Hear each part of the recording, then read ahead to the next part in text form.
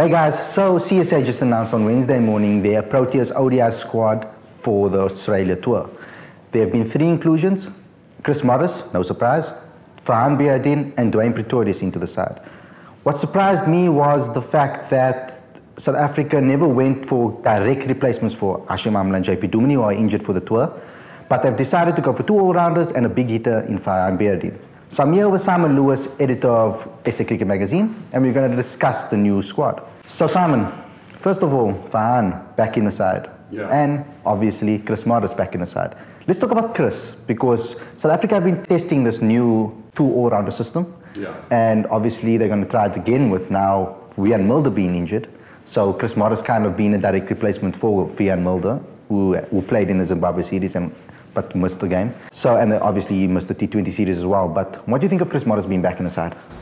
He's certainly got the pedigree for it, and he's a really good player. He's part of the Titans setup, and it's with 9 Titans in the team. It's almost like a Titans team, so the guys will feel comfortable. I think it's important to probably have those 2 all-rounders. We said before that the bowlers are going to win the World Cup for us. But for me, there are already 4 bowlers who are 100% they're going to win the World Cup for us. We've got that extra spot, the all-rounder where Andile is fantastic. I love him, but he's just not at the level of the other guys right now. So potentially we need to Tabraiz as well, doing a fantastic bowler, but he has struggled a little bit, especially Zimbabwe took him to task a bit. Very expensive.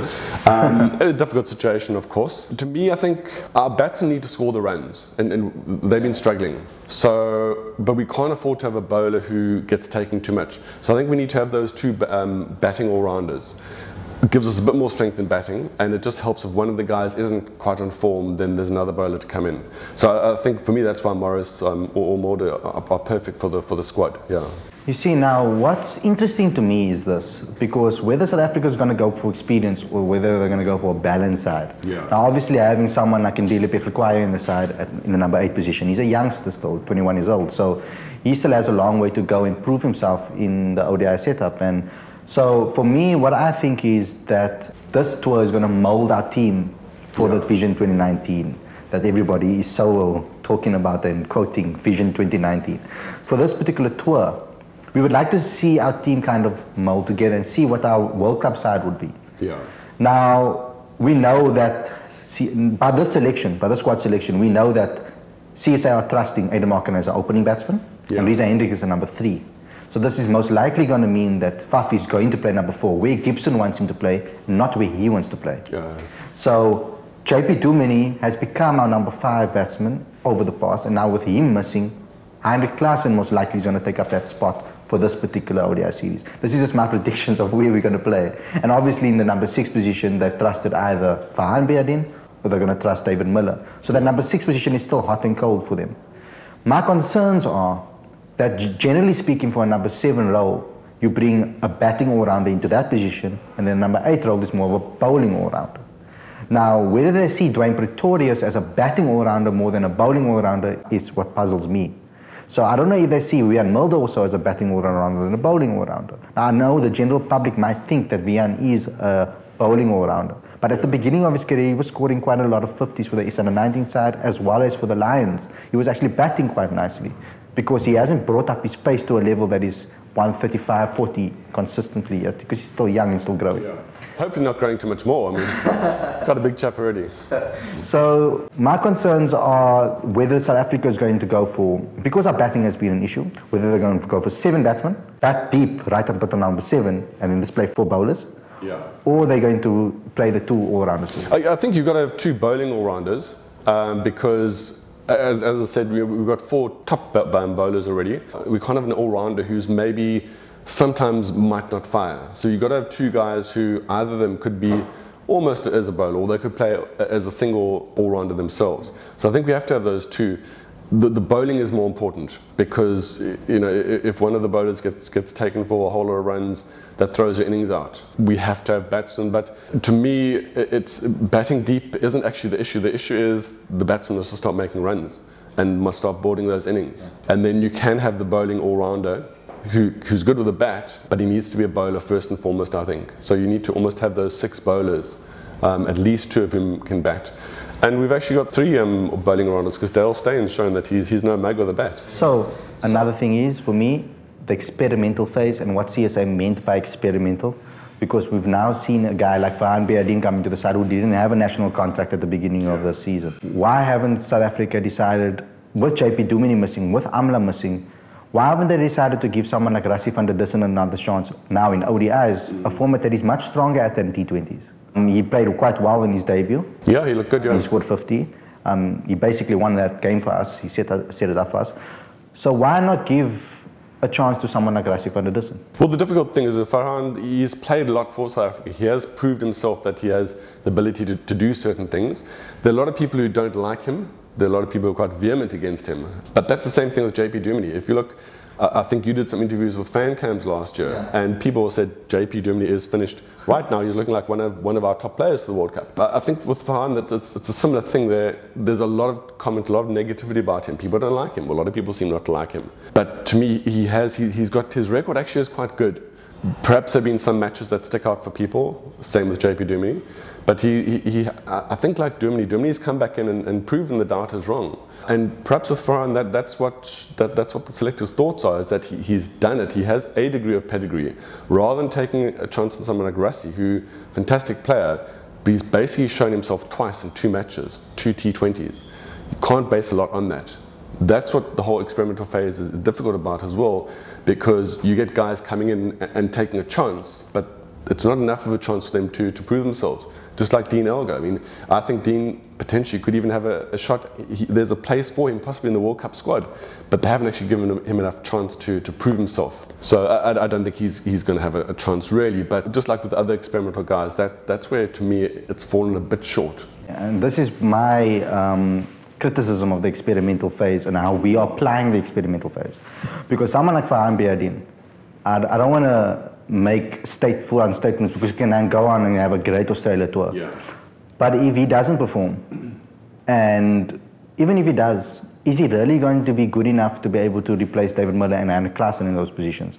Does he have a chance of making that World Cup side? 100% have a chance to make it. If everybody is fit, if Amla's fit, if JP Dumini's fit, if Heinrich Klaassen is scoring, if David Miller is on form, does Farhan even stand a chance in that lineup? This is why I'm saying, like with experimental phases, why not give a youngster an experience that they can never buy? They can never find that experience anywhere else, anywhere but in the Proteas lineup. Why not give someone like a Janneman Malan a chance? Why not give someone that has that pedigree of being a quick fire type of player and a quick run scorer? Why not give a youngster like Zubair Hamza a shot to show himself in the middle order or the top order? My thing is that a youngster will benefit for the future from this situation much more than someone that might not even have a shot if everybody was fit. Yeah, the difficult thing is that it's a tour of Australia. Australia are having struggles of their own. We've always got to beat Australia. Is that do you think that's first foremost in their mind? I think from a confidence point of view, we've played against Sri Lanka and Zimbabwe, 2 quite low ranked sides. We're now playing against Australia, who also actually are quite low ranked. Emotionally, we've got to beat Australia. We've got to get on that winning curve against sort of more prestigious teams.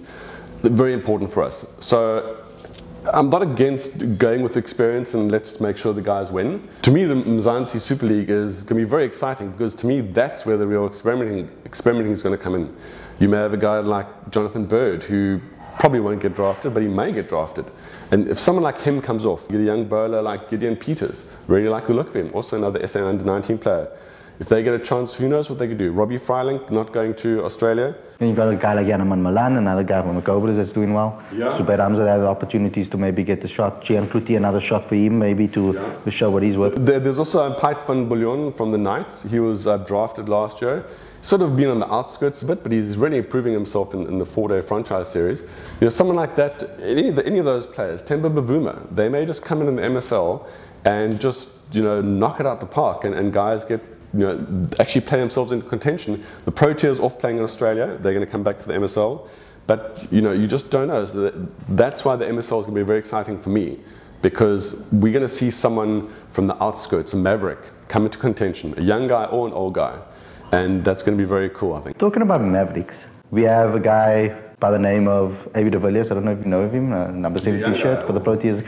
Yeah, he's playing in Mzansi Super League at the moment as a Proteas marquee player. So is this a shot, do you think AB de Villiers is going to have a trial basis in the Mzansi Super League to make it back into the Proteas side? Yeah, well, it's very interesting. I mean, they're calling him a Proteas marquee player, so what does that really mean? Because he's retired from the Proteas. It's going to be very interesting. For my money, he's going to do well in the MSL. Hopefully, he hasn't really been playing much cricket, but I think his hang will be back. And I think that's actually perfect for him to come back into the World Cup. I think he will be back in our World Cup squad. If he does well in the MSL, it's going to be hard for him not to. He'll maybe take off more time. I think for him, having time off has been very important. Perhaps the Zimbabwe tour and the Sri Lanka tour were just too much for him at that time. He was just couldn't raise himself. But I think it's not a long way through to May. So I think we're going to see AB de Villiers back. You know, they called him a Proteas marquee player, so that to me that's a big thing. So we posted a picture on Twitter, on Facebook, on Instagram of the squad, and we're going to just read some of your Facebook comments about what you guys had to say about the squad that's going to Australia. So first of all, Verne Erasmus, I've seen you a lot on giving us good comments, bad comments. Consistently keep it up. We like your comments. You've spoken about Rassie van der Dussen and why he hasn't had a chance. And obviously, guys have agreed with you and said that Rassie van der Dussen should have a chance. There's another guy, Fafa Potgieter, should have picked Timba, he says, in absence of JP and Hash. Obviously, that was we've dealt with that. We spoke about why not directly placements for them. And we have a guy saying that he only questions Behardin's selection in the side. So it looks like Behardin's selection hasn't really been a favourable one over here in the comment section. Another guy crying out, we have a loyal AB following on Facebook, as you know, and those guys are crying out, why did AB retire? He's the most loving cricketer in India. Oh yeah, he's good performing. This, I'm reading it, this is exactly how he said it. Eh? So we can obviously translate for him and say exactly what exactly what he means, because AB, the retirement really stunned a lot of people, and that number 4 position would have never been an issue if he was there. I mean, Faf and AB as a combination in the middle order middle top order would be amazing. Yeah. But those are some of the comments, guys. Thank you for your comments. We would like you to leave more comments at the bottom of this video, and like and share our video, please, and subscribe to our YouTube channel. Subscribe to on Instagram. Follow us on Twitter. Follow us on Facebook. Thanks, guys.